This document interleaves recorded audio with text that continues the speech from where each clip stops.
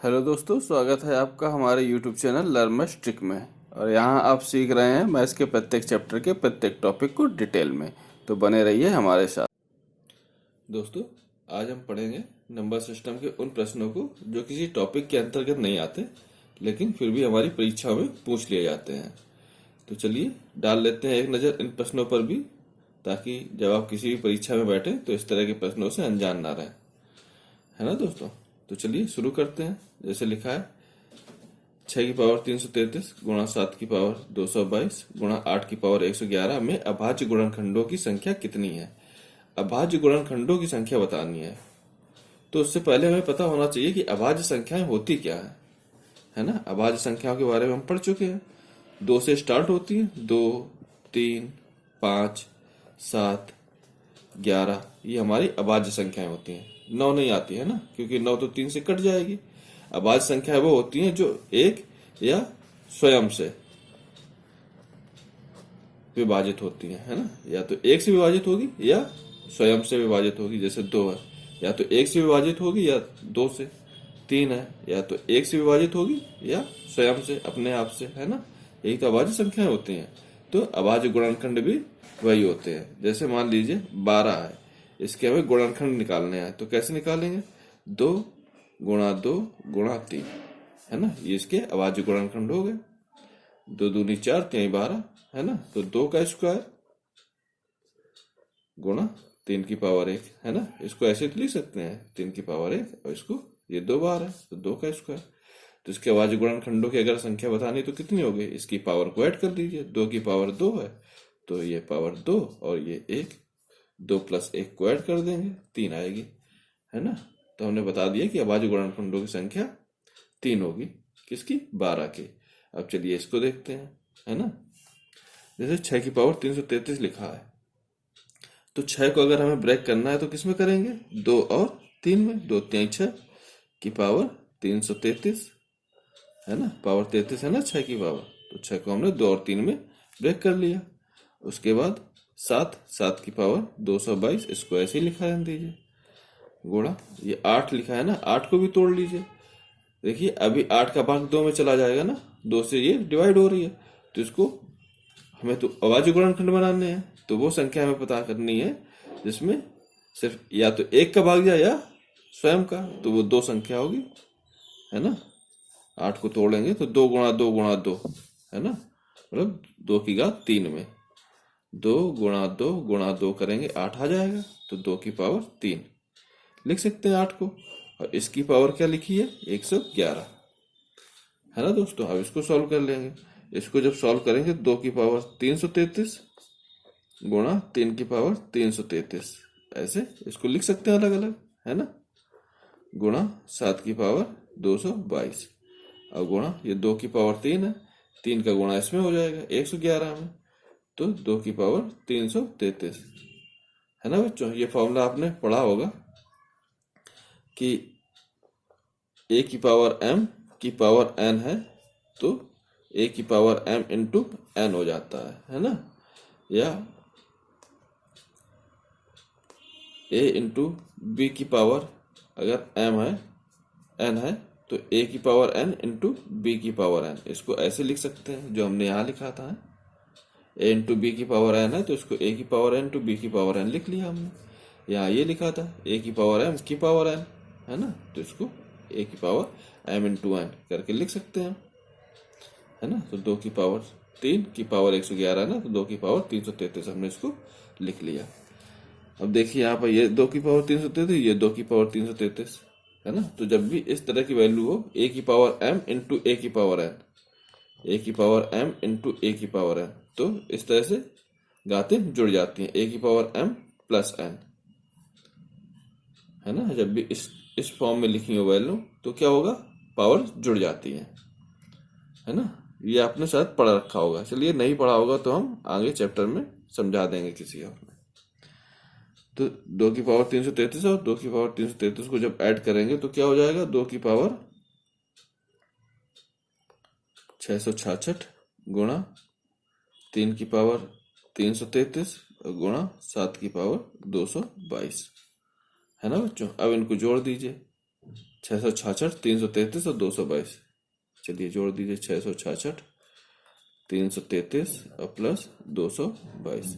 इनको जब ऐड करेंगे तो 6 3 9 2 11 की एक हासिल लगा 1, 6 3 9 2 11 1 12, फिर 1 हासिल लगा तो 6 1 7 7 3 10 10 तो 12, 1221 ऑप्शन डी ये आंसर हो गया हमारा, है ना। तो देखा बच्चों, अभाज्य गुणनखंडों की संख्या अगर बतानी है तो किस तरह से निकालते हैं। इनको हम पहले उन दो खंडों में तोड़ लिया जिसमें या तो 1 का भाग जाए या स्वयं का भाग जाए, 2 और 3 में, है ना। इसमें या तो 1 का भाग जाएगा या सिर्फ 2 का जाएगा। 3 में तोड़ा ना, 1 का भाग जाएगा या सिर्फ 3 का जाएगा। तो 6 को 2 और 3 में तोड़ लिया। ऐसे ही 8 को हमने 2 की पावर 3 कर लिया, है ना, 2 2 में तोड़ लिया 3 भागों में, तो 2 की पावर 8। इस तरह से तोड़ लेते हैं। फिर इनकी पावर को अगर सेम बेस है तो पावर हमारी जुड़ जाती है, जोड़ दिया। अब ये तो 3 था, अलग कर लिया इसको, 7 की पावर को अलग कर लिया, फिर हमने सबकी पावर को ऐड कर दिया। तो ये हमारे अभाज्य गुणनखंडों की संख्या निकल आई। चलिए अब देखते हैं अपना अगला प्रश्न। दोस्तों एक और प्रश्न ले लेते हैं इसी टाइप का, है ना, जिससे आपको क्लियर हो जाए कि कैसे निकालते हैं। देखिए दोस्तों, ये भी पूछा गया है ना एसएससी 10+2 2013 में, वो भी पूछा गया था हमारे एसएससी में ही, वो भी पूछा गया था। तो चलिए अब इसको कैसे फाइंड करेंगे। तो 25 के गुणनखंड हमें निकालने हैं ना, तो 5 गुणा 5 होते हैं, मतलब 5 का स्क्वायर, है ना। 5 का स्क्वायर लिखेंगे पावर में 10। 25 को 5 का स्क्वायर लिख सकते हैं ना। ऐसे ही 24 को क्या लिख सकते हैं, 8 गुणा 3 लिख सकते हैं ना। 8 गुणा 3, 8 गुणा 3। और 8 को हम क्या लिख सकते हैं, 2 की पावर 3 गुणा 3 की पावर 20, है ना। इस तरीके से तोड़ के लिख सकते हैं। क्यों तोड़ा, क्योंकि ये 2 एक अभाज्य संख्या और 3 भी एक अभाज्य संख्या है ना। वो छोटी छोटी वैल्यू में तोड़ना होता है जिसमें या तो 1 का भाग जाए या सिर्फ स्वयं का भाग जाए, वही तो अभाज्य संख्याएं होती है हमारी। चलिए अब 26 को तोड़ते हैं। 26 को कैसे तोड़ सकते हैं, 13 गुणा 2, है ना। 13 भी एक अभाज्य संख्या है और 2 भी, तो 13 और 2 में तोड़ लिए की पावर 25। अब इसको करेंगे तो ये क्या हो जाएगा, 5 की पावर, देखिए a की पावर m इंटू एन के फॉर्म में लिखा है ना, a की पावर m इंटू एन, तो ये क्या हो जाएगा, इनका मल्टीप्लाई हो जाएगा, a की पावर m इंटू एन हो जाएगा, है ना। तो 5 की पावर 20 हो जाएगा, गुणा यहाँ 2 की पावर 3 की पावर 20 लिखेंगे, अलग अलग तोड़ के लिखेंगे ना, क्योंकि एक फॉर्मूला हमने a भी पढ़ा था ना, a की पावर m या a इंटू बी की पावर अगर n है तो हम इसको अलग अलग लिख सकते हैं ना, a की पावर n इंटू बी की पावर n, तो यही फॉर्म लिखा है। लेकिन यहाँ पर हमारा एक फॉर्म a भी बन रहा है, ये वाला भी, जब हम इसको अलग अलग लिखेंगे, है ना। ये 2 की पावर 3 की पावर 20 या ये 3 की पावर 20 इसमें टूट जाएगा, है ना। तो इसको फिर से यही अप्लाई कर देंगे, ये वाला फॉर्मूला इसमें, है ना। तो 2 की पावर 3 की पावर 20 है, तो इसको क्या लिखेंगे, ये हो जाएगा 2 की पावर 60, है ना, 20 तिहाई 60 और गुणा 3 की पावर 20। फिर इसी तरीके से यहाँ 13 की पावर 25 गुणा 2 की पावर 25, है ना बच्चों। इस तरीके से हमने लिख लिया इसको। अब देखिए ये 5 की पावर 20, इसको ऐसे ही लिखा रहने दीजिए। ये 2 की पावर 60 है और ये 2 की पावर 25 है, ये दोनों जुड़ जाएंगे तो 2 की पावर 85 हो जाएगा। फिर 3 की पावर 20 है और 13 की पावर 25 है। अब इन सब पावरों को हम जो घात में है वैल्यू उसको जोड़ देंगे, 20 प्लस 85 प्लस 20 प्लस 25, तो 20 20 40, है ना। और 85 में 25 जोड़ेगा तो कितना आएगा, 80 20 100 110 110 और 40 150 हो गई वैल्यू, है ना। तो इसका आंसर आ गया सी ऑप्शन 150। तो बच्चों अब उम्मीद करते हैं कि आप सीख गए होंगे कि अभाज्य गुणनखंड कैसे निकालते हैं। तो चलिए आते हैं अपने अगले प्रश्न पे। दोस्तों तीसरा प्रश्न देखते हैं क्या कह रहा है। 2 की पावर 50, 3 की पावर 40, 4 की पावर 30 और 5 की पावर 20 में सबसे बड़ी संख्या है। तो सबसे बड़ी संख्या ज्ञात करनी है हमें, कैसे ज्ञात करेंगे। तो बच्चों हम इनकी जो पावर है ना, जो घात है, इसको पहले बराबर करेंगे। तो इसको इक्वल करने के लिए देखिए इसको तोड़ लेते हैं। 2 की पावर 50 है, तो इसमें ऐसी कौन सी घात होगी जो बराबर हो सकती है, जिसको हम बराबर कर सकते हैं, है ना। इसमें हम सबको 10-10 बना सकते हैं, है ना। सबकी पावर हम 10 कर सकते हैं। तो कैसे करेंगे? 10 करने के लिए 2 की पावर 10 गुणा 5, है ना। 50 है ना, 10 गुणा 5 में तोड़ लिया हमने इसको, है ना। इसको 3 की पावर, इसको 10 गुणा 4 में तोड़ लिया, है ना। ऐसे 4 की पावर 10 गुणा 3 में तोड़ लिया इसको, और 5 की पावर इसको 10 गुणा 2 में तोड़ लिया, है ना। ये सब हमारे किस फॉर्म में आ गए? ये आ गए a की पावर m इंटू n की फॉर्म में, है ना।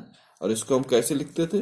a की पावर m की पावर n, है ना। ऐसे ही पढ़ रखा था ना हमने इसको, a की पावर m की पावर n को हम a की पावर m इंटू n लिखते थे। तब इसको कन्वर्ट कर दीजिए, इस फॉर्म में लिखिए वैल्यू, हम इस फॉर्म में ले आते हैं। तो इसको हम 2 की पावर 5 की पावर 10 में लिख सकते हैं, है ना। एक पावर भाई m पहले लिखा था, है ना, लेकिन गुणे में ना, या तो 5 गुणा 10 लिख लीजिए, ऐसे भी तो लिख सकते हैं, 4 गुणा 10 लिख लीजिए, या 3 गुणा 10 लिख लीजिए, इसको पहले लिख लिया। तो बात तो एक ही है ना। 2 की पावर 5 की पावर 10 लिख लिया हमने, हम इसको 2 की पावर 10 की पावर 5 भी लिख सकते हैं, है ना। ऐसे ही इसको 3 की पावर 4 की पावर 10, है ना। इस तरीके से हम इसलिए लिख रहे हैं कि हमें पावर सेम करनी है, 10 करनी है ना, इसलिए हमने जो बची वैल्यू थी उसको अंदर लिया, है ना।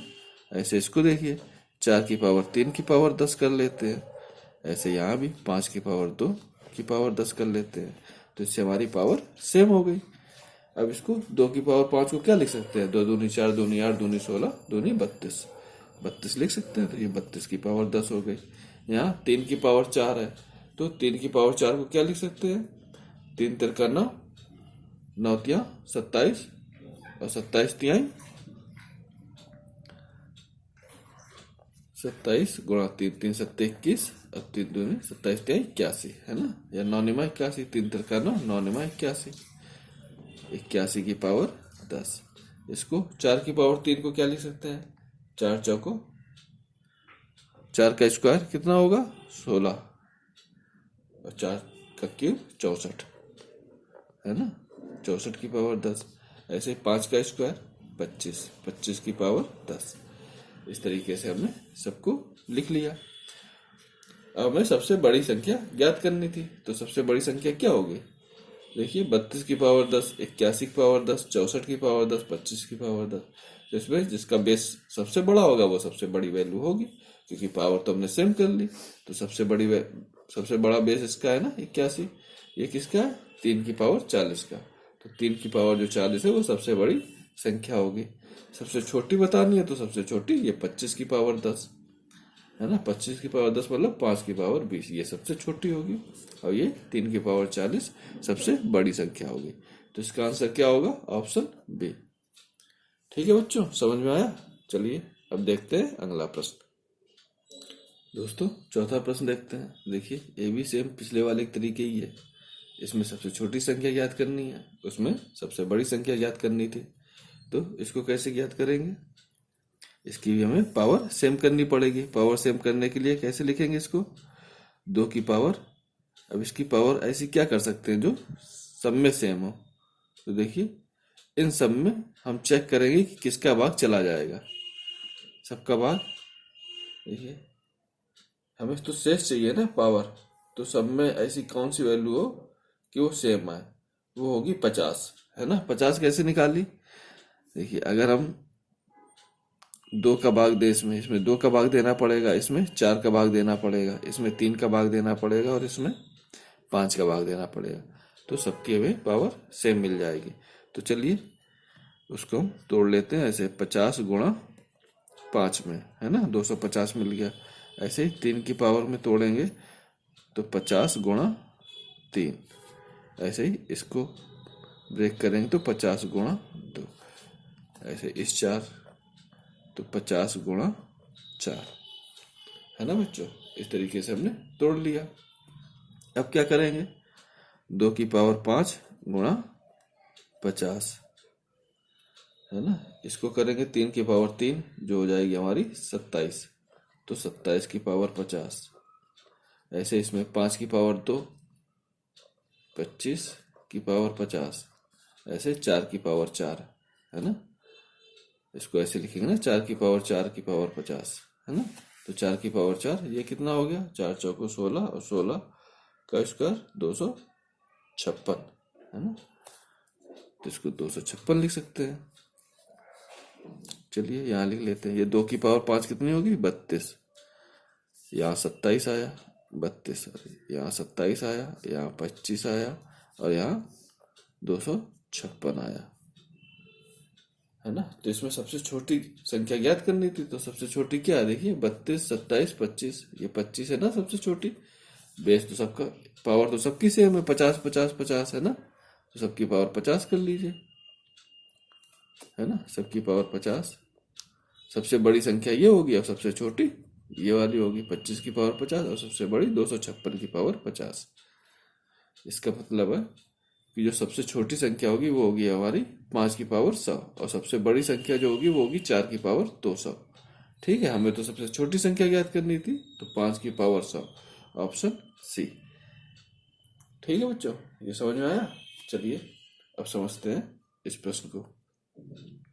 कह रहा है 50 से 1000 के मध्य पड़ने वाली पूर्ण वर्ग संख्याओं की संख्या होगी।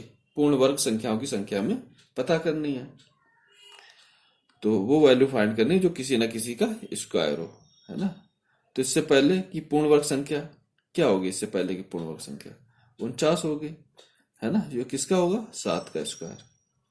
और इसके बाद की जो संख्या होगी स्क्वायर वो होगी 32 की, है ना, क्योंकि 30 का होल स्क्वायर करेंगे तो 900 आएगा, है ना। अब 31 का होल स्क्वायर करेंगे तो ये आएगा 961, और 32 का होल स्क्वायर करेंगे तो ये आएगा, चलिए 32 का करके देख लेते कितना आएगा। तो 3 तिरका 9 और 2 दूनी 4 को ऐसे लिखेंगे 0 4 करके, फिर 3 दूनी 6 दूनी 12 को ऐसे लिखेंगे, तो 4 और 2 और 10, 1024, ये इसकी वैल्यू आ गई, है ना। तो 1024 मतलब 1000 के बाद की वैल्यू होगी 1024, ये होगा 32 का होल स्क्वायर, है ना। और ये गुणा हमने कैसे किया, तो हमने आपको इससे पहले वाले लेक्चर में देखिएगा, इससे पहले वाले लेक्चर में नहीं, जिसमें ज्ञात करना है कि वर्ग कैसे ज्ञात करें, है ना। हम आपको पढ़ा चुके हैं कि वर्ग अगर फाइंड करना है तो कैसे फाइंड कर सकते हैं।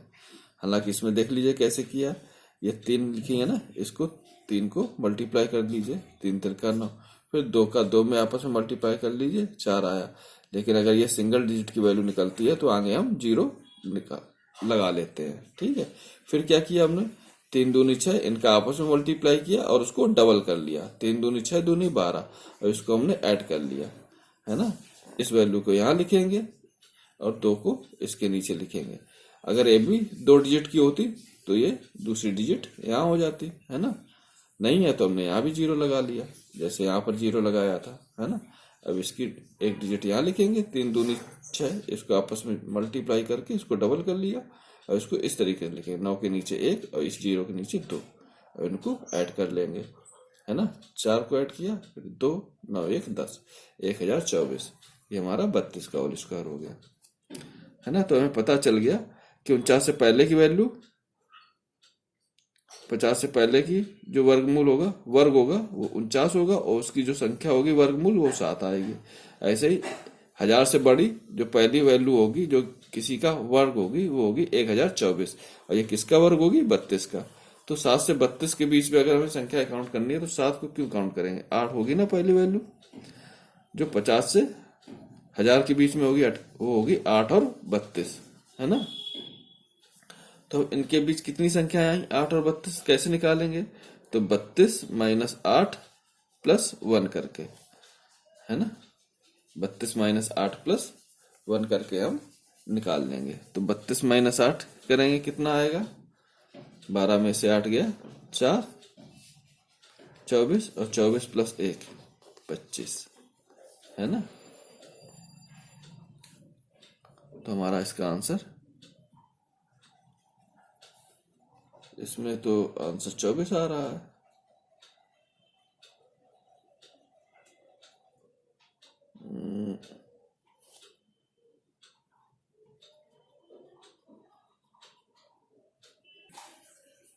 दोस्तों यहाँ 32 नहीं आएगी, क्योंकि 32 तो बड़ी होगी ना 1000 से। यहाँ 31 होगी ना, 31 961 तक की लेनी ना। ये तो 50 और 1000 के मध्य की लेनी थी, तो 50 यहाँ 64 से लेकर के हम 961 तक की वैल्यू लेंगे ना, 961 तक की। ये वैल्यू तो हमारी 50 से 1000 के बीच में होगी, है ना। तो ये होता है 8 का, और ये 961 ये 31 का होता है ना। तो 31 माइनस 8 प्लस 1, है ना। इसको जब सॉल्व करेंगे तो यहाँ आएगी 23 प्लस 1 24, है ना। 23 प्लस 1 इज इक्वल टू 24। इसको हटा दीजिए, 24 हमारा आंसर हो जाएगा, ऑप्शन डी। चलिए कुछ और प्रश्न लेते हैं। दोस्तों ये छठा प्रश्न देखिए, कह रहा 4 अंकों वाली सबसे बड़ी पूर्ण वर्ग संख्या है। तो हम पहले वाले क्वेश्चन में देख चुके हैं कि जो हमारी 1024 वैल्यू थी, ये किसकी थी, 32 का होल स्क्वायर, है ना, 1024। बाकी जो ये संख्याएं लिखी हैं ये किसी की भी पूर्ण वर्ग नहीं बनेंगी, है ना, क्योंकि 31 को अगर देखेंगे तो इसकी 961 होगी, है ना। 961 के बाद सीधे 1024 आएगी, है ना। और 1025 भी नहीं होगी, क्योंकि 33 का होल स्क्वायर करके देखेंगे तो वो वैल्यू ज्यादा निकल जाएगी, है ना। तो इसकी पूर्ण वर्ग संख्या 1024 होगी। बाकी हम अपने वर्गमूल और घनमूल में देखेंगे, हैं, वहां हम इसको क्लियरली आपको बताएंगे इस तरीके के प्रश्नों को कैसे हल करते हैं। अभी 7वां प्रश्न देखिए, यदि कोई संख्या 31 से उतनी बड़ी है जितनी वह 75 से छोटी है तो वह संख्या होगी। अब देखिए इस तरीके के प्रश्न को कैसे करेंगे। कह रहा है कोई संख्या 31 से उतनी बड़ी है जितनी वह 75 से छोटी है, तो हमें मिडिल टर्म निकालना है 31 और 75 के बीच का, है ना। तो मिडिल टर्म कैसे निकालेंगे, 31 प्लस 75 बटे 2 कर दीजिए, है ना। तो 5 1 6 और 7 3 10 बटे 2, 2 पंचे 10 और 2 3 6। तो जो 53 वैल्यू होगी वो हमारी मिडिल टर्म होगी।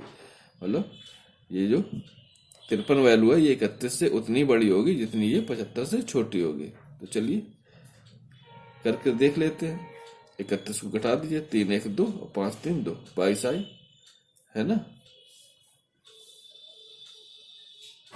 31 में 22 जोड़ देंगे तो 53 आ जाएगा। और 75 में 22 घटा दीजिए, 5 में से 2 गया 3 और 7 में से 2 गया 5, तो 53, है ना। इससे 22 घटाने पर 53 आ रहा है और 31 में 22 जोड़ने पर 53 आ रहा है, तो होगी हमारी वैल्यू 53। ठीक है, तो अब कैसे निकालते हैं मिडिल टर्म। अगर हमें निकालना है दो संख्याओं के बीच का, तो उन दोनों संख्याओं को ऐड कर लेंगे और बटे 2 कर देंगे, है ना। तो हमारी वैल्यू निकल आएगी। चलिए अब आते हैं अगले प्रश्न पे। दोस्तों चलिए आते हैं 8वें प्रश्न पे। कह रहा ऊंटों के झुंड के वर्गमूल का 2 गुना पहाड़ों पर चला गया। शेष 15 ऊंट नदी के किनारे देखे गए। बताइए कुल ऊंटों की संख्या क्या थी, है ना। तो हमें याद कह रहा है झुंड के वर्गमूल का दुगना। तो वर्गमूल की वैल्यू हम कैसे निकालेंगे भाई, जब कोई वैल्यू पूरी एक्स स्क्वायर के फॉर्म में होगी, है ना, किसी का वर्ग होगी, तभी तो हम इसका वर्गमूल निकालेंगे सही में। क्योंकि ऊंट तो हमारे किसी न किसी डिजिट में होंगे, या तो 4 होंगे या 6 होंगे। ऐसा तो होगा नहीं कि 4.2 होंगे या 6.2 होंगे, है ना। पूरी पूरी संख्या होगी। यहाँ भी ऐसे ही ऑप्शन दिए हैं। तो यहाँ वैल्यू जो दी हुई है वो एक्स स्क्वायर, मतलब किसी न किसी का स्क्वायर है ना। तो हम ऑप्शन देख करके भी फाइंड कर सकते हैं कि ऐसी कौन सी डिजिट है जो किसी का स्क्वायर है। 60 है कि 20 है कि 36 है कि 72 है ना। तो इसमें 36 है, ये किसी का स्क्वायर है 6 का, है ना। 6 का स्क्वायर है 36। अब इसको अगर हमें चेक करना है कि ये आंसर हमारा सही है कि नहीं है, तो चलिए हम चेक भी कर लेते हैं। कह रहा है 1/4 जंगल में देखा गया, है ना, झुंड का 1/4। तो इसका 1/4 कितना हुआ, 9। 4 से भाग दे दिए, है ना। 1/4 वैल्यू है 9। फिर कह रहा है झुंड के वर्गमूल का 2 गुना। झुंड का वर्गमूल, झुंड 36 है ना, इसका वर्गमूल करेंगे तो 6 आएगी। 6 का दुगना मतलब 12। ये 12 वैल्यू पहाड़ों पर चले गए। और शेष 15 ऊंट नदी के किनारे देखे गए। अब शेष बचे 15, ये नदी के किनारे देखे, इनको जोड़ लीजिए। 9 2 11, 5 16 की 6 हासिल लगा 1 3 36 आंसर आ गया हमारा, है ना। बाकी आप इसको और किस तरीके से सॉल्व कर सकते थे, या तो वही एक्स स्क्वायर मानिए, है ना। और इसका 1/4 जंगल में चला गया। तो इसका 1/4 कितना हुआ, x²/4, ये हमारा जंगल में चला गया। जैसे इसमें 9 आया था 1/4, इसमें x²/4 आएगा। फिर झुंड के वर्गमूल का 2 गुना पहाड़ों पर चला गया। इसका वर्गमूल करेंगे, x आएगा, इसका 2 गुना 2x, है ना। ये जो 2x निकल के ये पहाड़ों पर चली गई और शेष 15 नदी किनारे। तो x²/4 प्लस 2x और प्लस 15, इसको हटा दीजिए, प्लस 15, है ना। ये किसके बराबर होगा, ये हमारा होगा x² के, है ना, क्योंकि ये 9, 12, 15 ये किसके बराबर था, ये 36 के बराबर था, जो झुंड की वैल्यू थी। और यहाँ तो हमने झुंड की वैल्यू x² मानी है ना, तो x²/4 प्लस 2x प्लस 15 ये x² के बराबर होगा। अब हमें इसकी वैल्यू को फाइंड करना पड़ेगा। तो इसका लासा ले लीजिए, /1/1, तो यहाँ 4 आएगा, इधर x² प्लस 4 दूनी 8x प्लस 15 चौको 60 बराबर x², है ना। अब इसको x² प्लस 8x प्लस 60 बराबर 4x²। अब इसको सॉल्व करेंगे तो ये 3x², ये x² इधर जाके घट जाएगा, ये 8x भी इधर जाकर के माइनस हो जाएगा, और ये 60 भी इधर जाकर के माइनस हो जाएगा, तो -60 बराबर 0, इस तरीके से लिख लीजिए। अब इसको सॉल्व करेंगे तो ये द्विघात समीकरण टाइप का बनेगा, है ना। तो इसको सॉल्व करने के लिए देखिए कैसे सॉल्व करते हैं। 3 का 60 में मल्टीप्लाई करेंगे ना, 180 आएगा। फिर 180 को ऐसे 2 भागों में तोड़ेंगे जिसको घटाने पर 8x मिले हमें। तो ऐसे 2 मान कौन से हो सकते हैं जिनको घटाने पर 8 मिले और गुणा करने पर हमारा 180 आए। तो देखिए कौन कौन से होंगे वो भाग। अगर 10 गुणा 8 80,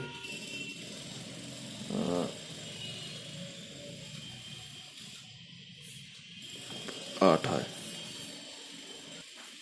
दोस्तों 180 गुणनखंड के लिए अगर हम 18 और दूसरी वैल्यू 10 ले लें, है ना, तो इनका गुणनखंड 10 और 8 से तो बात बन नहीं रही थी, तो 18 और 10 लेकर के, क्योंकि 10 8 का गुणा तो 80 आएगा, है ना, और इनका घटाने पर भी 2 आएगी वैल्यू।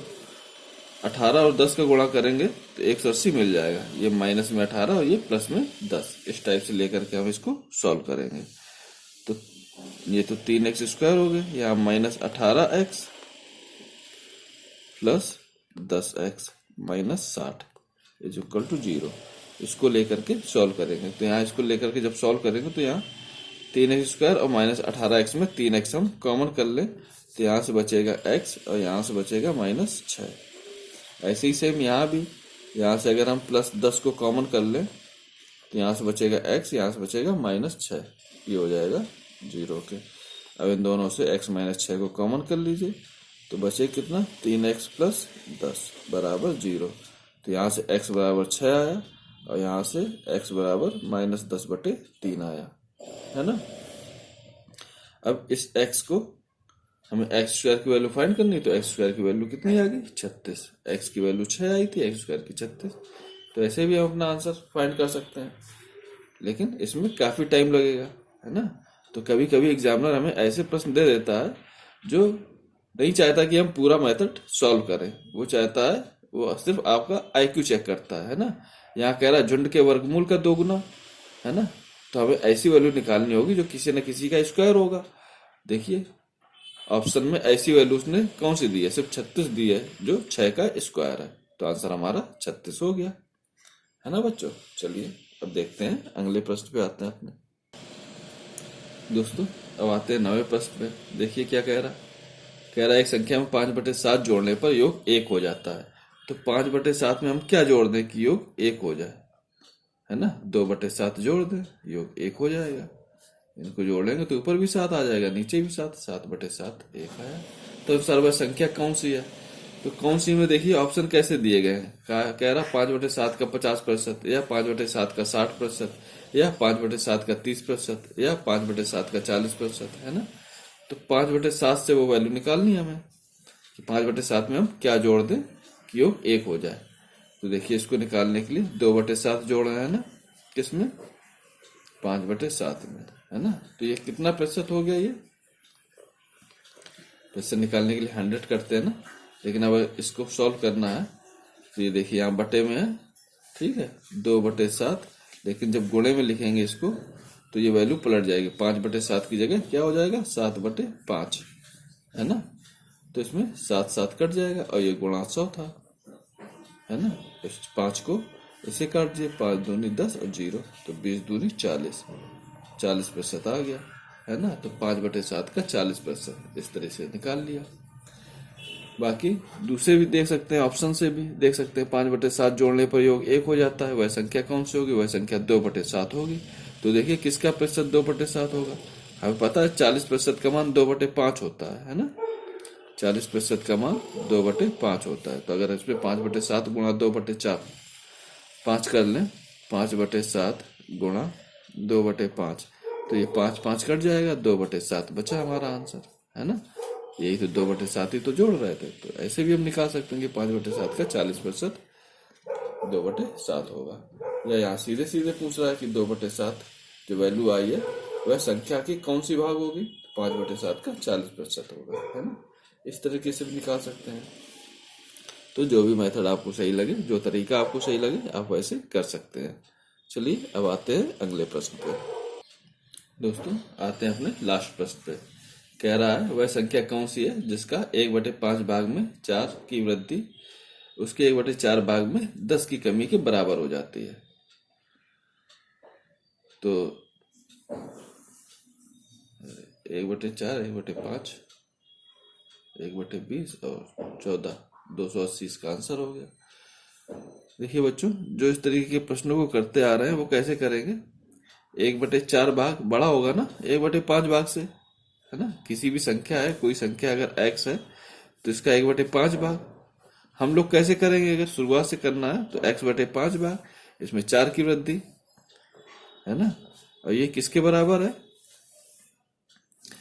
इसी के x/4 भाग, है ना। 1/4 भाग में 10 की कमी के बराबर है ना। इनका डिफरेंस करेंगे तो कैसे करेंगे भाई, बड़ी वैल्यू ये होगी ना, हर छोटा है तो वैल्यू ज्यादा आएगी, यहाँ हर बड़ा है तो वैल्यू कम आएगी। तो x/4 माइनस 1/5 करेंगे, x/4 माइनस x/5, इस वैल्यू को हम इधर ले आए। जब इस वैल्यू, ये वैल्यू यहाँ पर प्लस में है ना, इधर आएगी तो माइनस में हो जाएगी। तो x/4 माइनस x/5 बराबर, ये 10 है, प्लस में है ना, ये इधर जाएगा तो प्लस में हो जाएगा, इधर माइनस में, इधर आएगी प्लस में, तो ये दोनों जुड़ जाएंगे तो 14 हो जाएगी। अब इसको सॉल्व करेंगे तो इसका मान कितना आएगा, 20 लासा लेंगे ना हम, तो यहाँ 5x माइनस 4x बराबर 14, है ना। तो 5x माइनस 4x कितना हुआ x, और 20 इधर आकर के मल्टीप्लाई में हो जाएगा, तो 14 दूनी 80, 280, है ना। या तो इस टाइप से पूरा सॉल्व कर लीजिए, या अगर आपने प्रैक्टिस की हुई है इस टाइप के प्रश्नों की तो 1/4 माइनस 1/5 सीधे करेंगे, आपको पता चलेगा 1/4 माइनस 1/5 करने पर 1/20 आता है ना। और यहाँ वृद्धि कह रहा है, यहाँ कमी कह रहा है, तो इन दोनों को ऐड कर देंगे तो 14 हो जाएगी। तो एक भाग निकालने के लिए 20 गुणा 14 सीधे कर देंगे, 1 बराबर 20 गुणा 14 मतलब 280, तो संख्या 280 होगी। इस तरीके से भी, है ना। तो बच्चों आज के लिए इतना ही, उम्मीद करते हैं आपको ये प्रश्न समझ में आए होंगे।